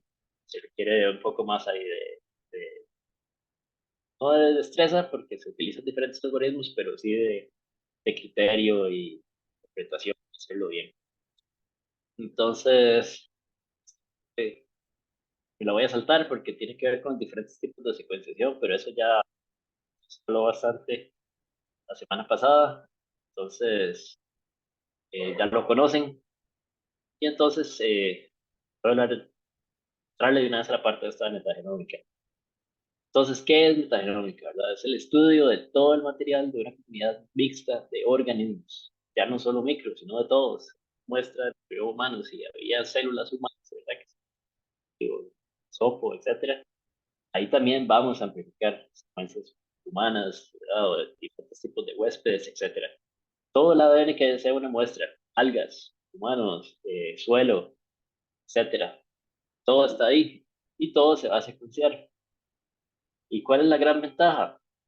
De que ya no solo vamos a tener taxonomía, sino que vamos a tener la otra mitad de la historia, que es la función, ¿verdad? No solo vamos a saber cuáles son los organismos que viven en esa comunidad, sino que también vamos a saber cuál es su potencial, qué es lo que pueden estar haciendo. Y entonces acá complementamos esta figura. Recuerdan, hicimos hace unos minutos, ¿verdad? Sobre las primeras figuras de los papers de función del vivo humano. Primero les presenté la figura esta de el panel de la izquierda y el panel de arriba con la taxonomía, pero si secuencian los metagenomas podemos empezar a ver las funciones. Entonces, este resultado fue bastante interesante, porque como pueden ver, son la misma muestra, ¿verdad? Es información distinta, lo que corresponde a los paneles de arriba y los de abajo, ¿verdad? Entonces, igual, en el panel B de vías metabólicas es la abundancia relativa de genes que codifican para proteínas que están relacionadas o envueltas en procesos metabólicos como el metabolismo de carbohidratos, la biosíntesis de proteínas y otros constructores, la síntesis de ATP, fosfatos, síntesis de aminoácidos, transporte, producir ribosomas y otras funciones esenciales. Entonces ven acá que un resultado bien interesante de este estudio es que aunque las comunidades tienen miembros muy distintos, ¿verdad? Los diferentes tejidos del cuerpo tienen diferentes miembros, sus funciones básicas tienen una distribución muy similar, ¿verdad? Entonces siempre van a haber algunos organismos que van a hacer síntesis, metabolismo de carbohidratos, o síntesis de precursores y aminoácidos, etcétera. Siempre va a haber algún miembro de la comunidad que va a tomar ese papel, ese rol ecológico. Entonces esa historia es mucho más interesante, porque entonces ahí vamos a ver las diferencias, ¿verdad? Y por qué es que eh, en, en las muestras de heces, los bacteriotetes, los que hacían funciones de metabolismo de carbohidratos, pero en otros tejidos son los firmicutes, son los básicos. Entonces podemos empezar a estudiar un poco sobre esas relaciones. Ahora, eh, una cosa que sí es importante considerar es que muchas veces este tipo de figuras se han interpretado como si fuera que hay redundancia funcional, ¿verdad? Muchas veces se escucha uno hablar a personas hablar de redundancia funcional en comunidades microbianas y pues no necesariamente, ¿verdad? En realidad hay muchísima variabilidad. Acá lo que se está representando estos días son las más abundantes, son como las más basales, ¿verdad? Que son absolutamente necesarias para las funciones celulares, pero aún así vamos a ver que hay muchísima diversidad de funciones en las comunidades si lo vemos más cerca, ¿verdad? Perdón. Entonces, cuando estudiamos comunidad genómica, es sumamente importante formular una pregunta biológica y una hipótesis buena, ¿verdad? Que esté bien hecha. La pregunta sea clara y para así poder hacer un muestreo que nos permita responder a la pregunta que a nosotros nos interesa responder. Muchas veces vemos proyectos, ¿verdad? Que sobre todo en países como los nuestros, nos cuesta tanto encontrar financiamiento que fallan o no cumplen sus expectativas, ¿verdad? O no presentan resultados muy interesantes porque las muestras que se tomaron no son las indicadas para preguntar. Entonces, acá la moraleja es estar bien, ¿verdad? ¿Qué es lo que quiero saber? ¿Qué es lo que quiero responder? Y dedicarle unas horas a pensar cuál es la muestra que responder esas preguntas. Luego, sobre la secuenciación, ¿verdad? También esta parte es bien importante, definir cuál es el método de secuenciación que es el indicado para mis muestras. Quiero Illumina, ¿verdad? Mucha cantidad de secuencias pequeñas. Quiero una menor cantidad de secuencias largas, mano por PacBio. O, si tengo los recursos, hacer ambas. Y luego el tipo de análisis que voy a hacer de las secuencias. Lo voy a hacer basado en los reads, ¿verdad? En las secuencias cortas. O si voy a hacer el análisis basado en ensamblaje o assembly. Finalmente, cuando paso por el pipeline bioinformático y ya tenemos los resultados filtrados, secuencias anotadas, tenemos Contix, tenemos Max y pins metagenómicos, llega la parte más interesante. También muchas veces vemos que falla, ¿verdad? O se queda corta, que es la parte de análisis comparativos. Y acá, eh, eso es mucho, ¿verdad? De tener el criterio científico, ¿verdad? De hacer la comparación apropiada, ¿verdad? Y es de hacer ciencia. Y lo pensamos desde un punto de vista es un poco más filosófico en realidad. Que ciencia es hacer acciones, ¿verdad? El gran potencial que tiene la bioinformática y ciencias que tienen que ver con microbioma es esa capacidad de hacer computaciones gigantes, de miles de organismos tiempo miles de genes, comunidades grandísimas, ¿verdad? Y las bases de datos están llenas de datos. Generar los datos no es una limitante, sino que no tiene limitante hacer un buen análisis y una buena interpretación de esos resultados. Entonces, al final, el proyecto metagenómico culmina con buenos análisis. Entonces, acá tengo como un esquema bien resumido, ¿verdad? De la estrategia metodológica, eh, que es a partir de ADN, se secuencia, se obtienen resultados crudos. Eso es bien importante. Siempre, aparte de, de empezar el flujo de trabajo con los resultados crudos para poder hacer mi propio análisis de calidad, ¿verdad? Hay muchas herramientas, diferentes grupos de investigación tienen sus favoritas. A mí me gusta Chemomatic, pero hay otras que funcionan muy bien. Y luego, una vez que hacemos el control de calidad, nos vamos, o sea, por el flujo de la parte derecha o la parte izquierda. Si queremos hacer ensamblaje o no. Si no hacemos ensamblaje, entonces consideramos todas las secuencias, ¿verdad?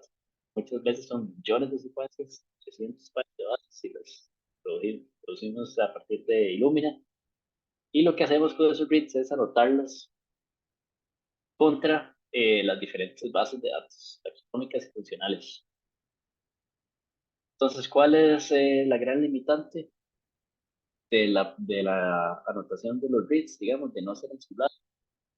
La primera es que dependemos de las bases de datos con las cuales vamos a hacer la anotación. Entonces, las bases de datos son incompletas por naturaleza, ¿verdad? Todavía no hemos llegado a secuenciar toda la diversidad de géneros. Estamos lejos de eso. Entonces, si es común, ¿verdad? Que vayamos y iniciemos un ambiente nuevo y que solo el 40% o el 50% de las secuencias ahí se archivan en la base de datos. Los otros 50 son desconocidas. Entonces, bueno, ahí perdemos mucha información y además perdemos el contexto genómico, tanto, ¿verdad? Como determinar si las diferentes vías metabólicas están en todos los grupos. Esa parte la perdemos. Ahora, si nos vamos por la parte izquierda, la cual sí se hace ensamblaje, entonces acá es importante utilizar una estrategia de assembly que sea indicada para nuestro análisis, ¿verdad? Ya sea hacer o assembly o hacer de las muestras una por una, que es lo que yo mayoritariamente recomiendo. Hay muchas herramientas. Yo utilizo Spades, que funciona muy bien, pero hay otras también, ¿verdad? Depende de los recursos computacionales con los que se cuente. Megahit y otras, que son las memorias RAM, entonces tenemos soluciones viables. Y luego, una vez que se tienen los assemblies de los contigs, se hace un mapeo, ¿verdad? De todos los reads al assembly. ¿Por qué esta parte es importante? Para determinar, ¿verdad? Abundancia de esos contigs, muestra, pero también porque muchos de los reads, muchos de los datos metagenómicos originales no van a formar parte del assembly, ¿verdad? Así que van a quedar eh, rezagados en el análisis, o no llegaron a ser asociados a un contig por las mismas limitaciones de los algoritmos que son perfectos. Luego se hace el binning, que es el famoso proceso de asociar contigs, ¿verdad? Asociarlos, ¿de acuerdo a qué? A tratar de estimar a cuál organismo pertenecen. Diferentes métodos de binning. Nuevamente hay muchos que funcionan muy bien. A mí me parece que MetaMotos es bastante bueno, pero justamente la mayoría de los proyectos utilizo varias herramientas y comparo los resultados para ver, entender que uno funciona mejor que el otro y así tomar la decisión. Y ya luego que tengo esos pins genómicos, utilizo herramientas como Ambio para hacer la visualización de los comparativos y para poder definir cuáles de esos bins llegan a ser max, que son esos famosos genomas ensamblados a partir de metagenomas. Entonces, un MAC vamos a definir obviamente, ¿verdad? De diferentes maneras, diferentes grupos de investigación tienen su estilo, Pero lo más común, ¿verdad?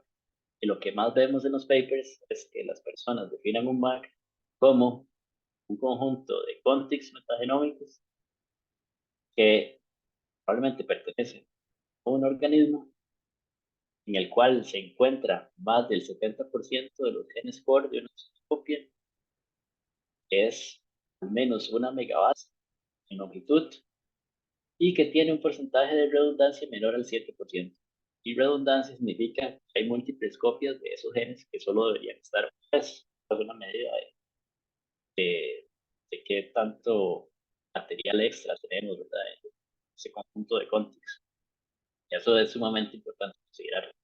Entonces, nuevamente, este es un criterio arbitrario, ¿verdad? Y es como lo que se utiliza en el campo, ¿verdad? Como el criterio de la definición MAC. Siempre que publiquemos, tenemos que ser muy claros en qué definición utilizamos, ¿verdad?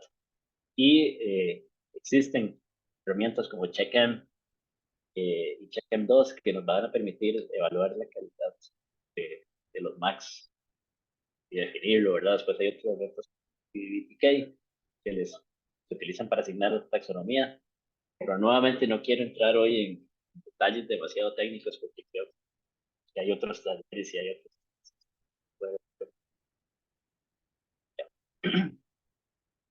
Y entonces, bueno, al final pasamos por una serie de trabajo, ¿verdad? Que es bastante grande, donde hay un montón de programas involucrados, ¿verdad? De computación. Hay un montón de etapas en las que tenemos que utilizar criterios, algunos basados en biología, otros no, que son arbitrarios. Entonces vamos a tener como resultado un grupo, ¿verdad? De contigs, una tabla de presentaciones y los diferentes resultados que pueden producir un sistema. Y luego lo que sigue es la parte de la interpretación. Entonces acá tomé esta foto del internet para utilizarla como una analogía.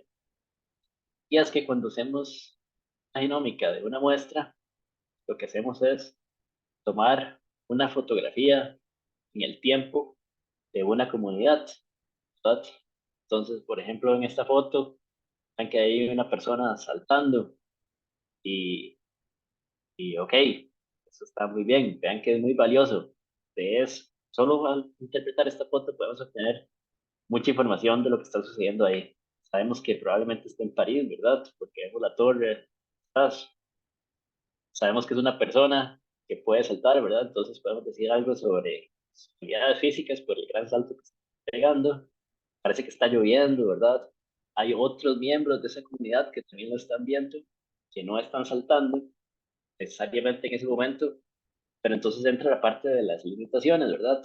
Que podemos saber si esos otros dos miembros de la comunidad pueden o no saltar de la misma manera. No lo sabemos a partir de esta fotografía.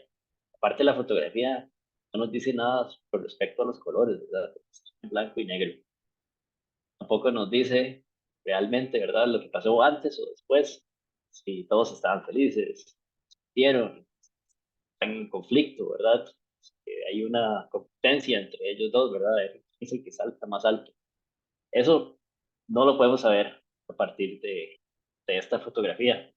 Y muchas veces esto es lo que pasa, ¿verdad? Con un análisis metagenómico, ¿verdad? Estoy haciendo tecnología, pero en realidad nosotros lo que hacemos es empezar a utilizar datos y hacer esas interpretaciones. Y acá es donde un buen análisis y el criterio de interpretación es fundamental para no sobreestimar, ¿verdad? Ni sobreinterpretar resultados, que es algo que ocurre comúnmente, o muchas veces tal vez las personas no encuentran resultados pues, satisfactorios, ¿verdad? Porque son muestras muy complejas, no son tan diferentes al principio, ¿verdad? Y es porque el sistema es muy variable y eso es complejo, es difícil de entender. Entonces, eh, es sumamente importante saber cuáles son las limitaciones de la técnica que utilizamos y el proceso que hicimos para poder entonces obtener información que sí es valiosa, ¿verdad? Y sí es comparable si es de esa fotografía que tomamos. Entonces, hay muchas cosas, ¿verdad? Que podemos hacer para mejorar y obtener más información. Una es, en lugar de tomar una fotografía, tomar fotografías en el tiempo. ¿Verdad? Definitivamente definitivamente todos los análisis de microbioma humano se enriquecen al involucrar la variable tiempo, para hacer un estudio longitudinal donde estudiamos diferentes partes, elaboramos respecto a eso, ¿verdad? Y así podemos tener más información, ¿verdad? Tal vez sobre cuál es la verdadera historia, ¿verdad? Si esas esposos eran amigos, si están peleando, o qué. Tal vez si utilizamos otro método de secuenciación, podemos ver la fotografía a colores, ¿verdad? Poder entender, ¿verdad? ¿Qué más sucede? Y etcétera, ¿verdad? Son algunas decisiones, algunas mejoras que podemos hacer en el diseño experimental, pero que la mayoría involucra obtener más información, ¿verdad? Entonces, a partir de un buen análisis, poder extraer la mejor y mayor información posible. Entonces, acá yo a veces pienso que un metagenoma es como un rompecabezas imposible, ¿verdad? Entonces, ya fue como otro ejemplo, entonces me robé frase del Quijote de la Mancha que dice que la libertad es uno de los más preciosos dones que los hombres dieron los cielos. Ella no puede ni ignorarse los tesoros que cierran la tierra y el mar. Por la libertad, así como por la honra, se puede y debe aventurar la vida. Bueno, es una frase eh, interesante de un libro clásico, ¿verdad? Y está sujeto a la interpretación de la persona que la lee, con la ventaja de que aquí tenemos la frase completa. Esa no es la realidad de un proyecto metagenómico. En un escenario ideal, vamos a tener algo como esto: elementos del texto, ¿verdad? Que contienen partes de la información. Entonces, yo creo que acá, la mayoría de nosotros, podemos llegar a la misma interpretación que hicimos de la frase completa, pero definitivamente nos va a tomar más tiempo. Ahora, como les digo, eso es un escenario ideal de un buen proyecto de económica, donde la comunidad no era muy compleja, no había mucha microdiversidad, o sea, muchas cepas de la especie. Eso es el problema de los algoritmos de ensamblaje. Y empezamos a obtener cosas como esta. Y entonces acá ya el reto es más grande, ¿verdad? Y muchas veces podemos ver algunas palabras como el mar, libertad, vida, ¿verdad? Etcétera, pero difícilmente vamos a llegar a hacer la interpretación de la frase original. Entonces acá es donde empiezan los problemas, ¿verdad? Y eso es considerando el Quijote como un libro, ¿verdad? Entonces hacemos la analogía de que un libro es un genoma y lo que estamos estudiando como genoma es una comunidad. Entonces ahora consideren el problema este, ¿verdad? De la información cuando tenemos múltiples libros, múltiples genomas. Poder extraer esa información, entender el mensaje, qué es lo que me está diciendo, es el verdadero reto, ¿verdad? Entonces acá es crítico hacer un buen análisis y una buena interpretación de los resultados. Entonces, bueno, eso es como una parte tal vez un poco más técnica, pero con la idea esa de enfatizar, ¿verdad? De prestar atención a qué es lo que estamos obteniendo y a la crítica. Porque ya cuando hablamos específicamente del microbioma humano, no solo hay mucha variabilidad en las comunidades como tales, y el producto de esa variabilidad es que hay muchísimos factores que afectan al microbioma humano, ¿verdad? Están los factores internos del huésped como tal, su genética, ¿verdad? El sistema inmune, la edad que tiene, algunas patologías que presenta, está el modo de que nació, ¿verdad? Si fue de forma del parto natural o por cesárea. Hay un montón de factores externos que tienen que ver con la higiene, se interaccionan con mascotas, el uso de alcohol, tabaco, tipo de dieta, ¿verdad? La famosa dieta que provoca tantos problemas metabólicos, enfermedades, eso no se siente bien.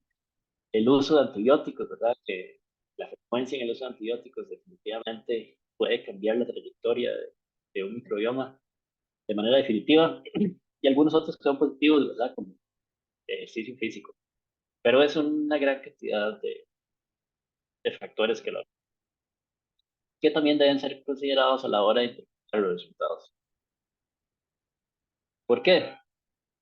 Porque los microbiomas están relacionados a las enfermedades. Entonces acá hay una figura de una revisión de Nature también que es bastante buena. Las personas que están interesados en cuestiones en idioma y internet, los invito a que lo consulten, ¿verdad? Con calma. Y es que cada esta figura es un buen resumen, ¿verdad? De bacterias, ¿verdad? Y el motivo por el que se producen algunas de estas patologías que están asociadas, ¿verdad? Asociadas, ahí es importante recalcar, no causadas. Eso no se conoce la mayoría de las veces, pero provoca o es una consecuencia de una enfermedad, ¿verdad? Y eso en realidad es casi que habría que estudiarlo caso por caso. Pero en fin, eh, está, ¿verdad? El salud y la enfermedad depende de ese estado de eubiosis, salud, contra disbiosis, cuando hay un desequilibrio en la comunidad microbiana por algún factor o del huésped que provoca que un organismo aumente anormalmente, ¿verdad? Salga del balance, entonces provoque eh, algún efecto. Entonces, bueno, relaciones de obesidad, diabetes, vasculares, enfermedades del hígado, enfermedades cognitivas, es un campo que es sumamente interesante, el intestino-cerebro, ¿verdad? Todas esas interacciones que hay entre los microorganismos que están en el intestino, nuestro estado de ánimo, ¿verdad? De enfermedades que tienen que ver con depresión, autismo, Asperger y algunos otros problemas cognitivos, ¿verdad? Que se han asociado a microbioma y que hay alguna evidencia de que estas personas cuando son intervenidas con antibióticos y algunos otros métodos para modificar los microbiomas, eh, pues producen cambios, ¿verdad? Unas veces benéficos en su estado. Entonces es realmente interesante. Entonces, para poder, ¿verdad?, de entender bien estas asociaciones y llegar al punto que les decía que queremos hacer predicciones, es necesario hacer buenos análisis, ¿verdad? Para poder realmente utilizar toda esta información para el beneficio de la salud de las personas. Y es bastante complicado, ¿verdad? Porque no solo metodológicamente es complejo, sino que de por sí ya el microbioma humano es un sistema dinámico. Entonces es un paper del grupo de Jack Gilbert del 2018, ¿verdad? Donde se ve como el estado del microbioma en esta línea verde a través de el tiempo en una escala de meses a años en los que se observa una trayectoria, ¿verdad? Un estado de balance, por así decirlo. Pero que si lo vemos en diferentes escalas de tiempo, por ejemplo, en este recuadro, en lugar de meses, lo vemos en 60 días, vemos, ¿verdad? Esas oscilaciones que son frecuentes en el microbioma, tienen que ver con nuestros hábitos de higiene, nuestros hábitos alimenticios, las horas de sueño que tenemos, ¿verdad? Incluso si lo vemos a una escala de minutos, ¿verdad? Y segundos, podemos ver también que hay variaciones, si nos tomamos un café, si nos tomamos una Alka-Seltzer, ¿verdad? Etcétera. Todas esas cosas que hacemos pueden producir diferencias en sus microbiomas. Entonces acá tal vez es más evidente que el componente de la variable tiempo es sumamente importante en el estudio del microbioma humano. Entonces, bueno, eh, esto ya va a ser como mi última diapositiva hoy, porque quiero dejar un poco de tiempo pues, de algunas preguntas, eh, algunas consideraciones que yo creo que son importantes para la implementación de tecnologías en el microbioma humano, motivadas por esta etapa, después de la fecha, ¿verdad? Que es, ya hablamos de las posibles asociaciones con las enfermedades. En realidad, lo más importante sobre el estudio del microbioma humano es la tremenda cantidad de efectos benéficos que tiene, ¿verdad? La influencia en la maduración y el entrenamiento del sistema inmune, la vascularización, la densidad ósea, la biosíntesis de vitaminas, esteroides, nutrientes, el metabolismo de muchos componentes de nuestras dietas y el control, ¿verdad?, que hace nuestra acción contra organismos patógenos, etcétera. Son muchísimos los beneficios que tiene la microbiota y entonces es importante considerar algunas cosas de mi opinión a la hora de estudiar microbiomas y es considerar primero, ¿verdad?, las limitaciones metodológicas, que los muestreos realmente son imperfectos, ¿verdad? Nunca tenemos suficiente dinero como para estudiar todo lo que deberíamos, siempre se puede muestrear más. Hay muchísimos sesgos, son propios de la secuenciación y el picoteo, el error humano, etcétera. Deben ser considerados. Los ensamblajes es un proceso que computacionalmente es muy complejo, muy caro y que es imperfecto, ¿verdad? Solo logramos ensamblar una fracción de, del material genético que hay en un metagenoma. Y luego que las bases de datos son incompletas, ¿verdad? Entonces, bueno, para los estudios de microbioma humano hay una gran ventaja de que se ha estudiado muchísimo en los últimos años y se han datos. La mayoría de los organismos están muy bien representados. Entonces, no es un problema estudiar microbioma humano, pero si estudiamos genómica o microbiomas de otros ambientes, es importante considerarlo.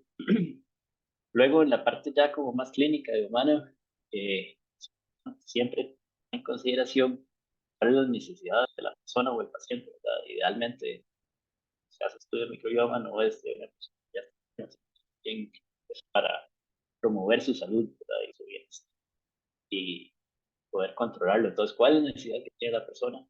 ¿Verdad? Darle el test apropiado, ¿verdad? Tomar el tipo de muestra correcto, tener la información que queremos, ¿verdad? Eso es fundamental. Ahora, ser humanos no es tan trivial como parece. Luego, la calidad del análisis, ¿verdad? Cuando se esté se va popularizando más, ¿verdad? La ciencia, la importancia, van a salir más y más alternativas, ¿verdad? Todos, y más disponibilidad de pruebas y test y cosas que tienen que ver con el microbioma, que algunos pueden ser muy buenos y otros no tanto. Y entonces es importante que a la hora de que decidamos utilizar uno o uno, antes verifiquemos, ¿verdad? Cómo se hace, quién lo hace, cuál es la tecnología detrás, es buena o no, ¿verdad? Para hacer una inversión, ¿verdad? En el dinero antes de solo ir y usar una tecnología o un test porque está disponible o no. Y lo otro es la comparación con la población apropiada.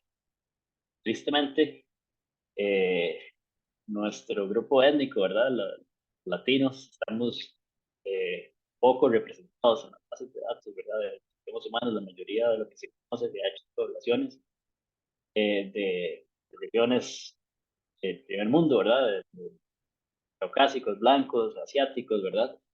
Pero hay poco sobre latinos, entonces es importante, ¿verdad? Hay una gran necesidad de conocer cuál es el idioma, digamos, normal del, de los latinos, de acuerdo a nuestras diferentes genéticas y culturales, y entonces así poder hacer mejores comparaciones con poblaciones que son más semejantes desde ese punto de vista.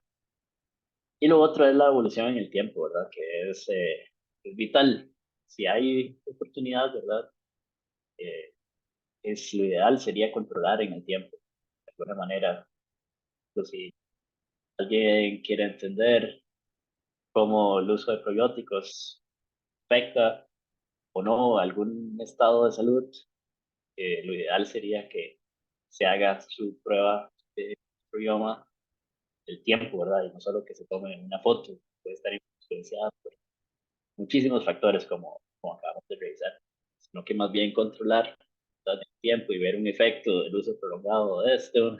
Eh, Hay muchísima información sobre probióticos, hay personas que recomiendan alternar entre uso y no uso, y etcétera. Ahí se encontrará muchísima información y entonces creo que una de las ventajas, grandes ventajas, y es para donde vamos, esto, todo lo que tiene que ver con microbioma es acercarnos a una medicina preventiva y personalizada.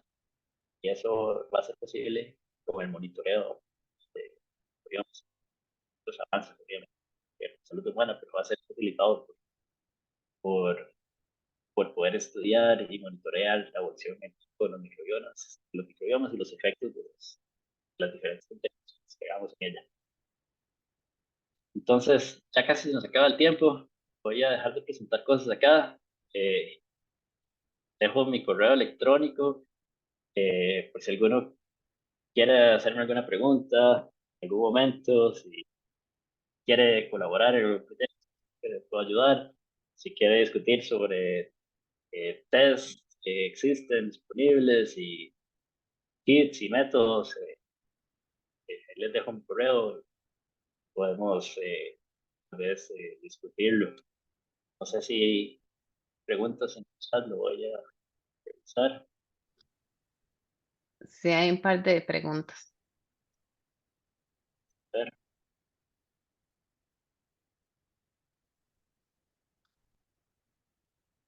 a los de abril. Dicen, una vez diagnosticada la enfermedad, ¿cómo se puede ver si hay un desequilibrio en el microbioma si no se sabe las condiciones anteriores? Sí, ¿verdad? Eso es una gran pregunta y por eso mismo decía, ¿verdad? Que es importante monitorear en el tiempo, ¿verdad? Determinar una línea basal, ¿verdad? En el que se necesita un criterio médico y tal vez nutricional y bueno, de un grupo de profesionales en el que personas se sienta, ¿verdad? En proyecto de bienestar y salud y entonces que definan ese estado de idioma como su biosis y entonces si de esa línea se puede haber un cambio, entonces podríamos decir que hay un desequilibrio, pero definitivamente no es difícil, ¿verdad? Es trivial y se en el tiempo la microbiota de esa persona. Dice, si yo deseo realizarme el examen de microbiota, ¿dónde lo puedo realizar y cuánto vale? eh, Esto existen pocas opciones, sobre todo buenas. Hay muy pocas, pero creo que si me escribe un correo, tal vez le puedo recomendar hola, y algunas opciones, con mucho gusto. Ahí hicieron mi correo electrónico, el de la U. ¿De qué manera se puede obtener esta microbioma en horas en el gráfico de Gilbert 2018? Siguieron a personas, ¿verdad? Eso fue bueno, en esa época, en el laboratorio de Jax, hicieron varios estudios bien interesantes. Eh, por ejemplo, el microbioma de los espacios cerrados, ¿verdad? Cuando se abrió la ala nueva del hospital de la Universidad de Chicago, se empezó a muestrear, ¿verdad? Los zapatos de las personas, ropa de las enfermeras y etcétera. Entonces se hizo un montón de secuenciación en el tiempo para entender cómo era que se propagaban, ¿verdad? Los genes de resistencia a antibióticos, en este caso, en un hospital que estaba completamente nuevo y se obtuvieron resultados bien interesantes. Pero sí, en realidad ahí se siguió, ¿verdad? De diferentes sujetos y se les tomó muestras frecuentemente en el tiempo para poder eh, tener esos. Al final, ese gráfico es un modelo, ¿verdad? Representa patrones que se observaron del análisis. No es como que cada uno de esos puntos se tomó cada segundo, sino que hubo ahí una línea temporal y se modeló el final y lo que salta es el efecto ese de variabilidad. Eh, y veo que hay algunas personas satisfechas, que dicha, pero bueno, pues creo que ha sido claro, había muchísima información, me costó mucho decidir, digamos, qué tanto tocar y qué tanto irme en el tema técnico y sobre como la interpretación de los resultados, su importancia y espero que les haya resultado beneficioso. Creo que ya no hay más preguntas. Ahí les queda contacto. Muchas gracias a vos por la atención.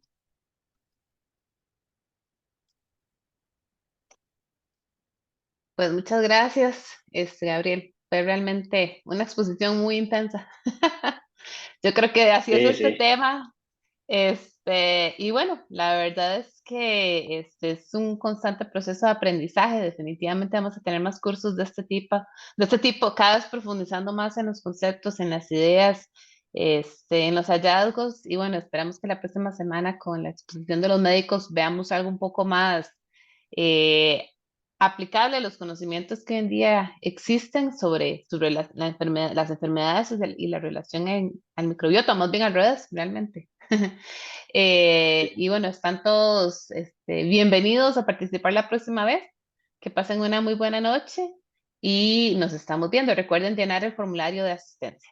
Eso sería por el momento. Muchas gracias, Gabriel, y muchas gracias a todos ustedes. Buenas noches. Luego, buenas noches.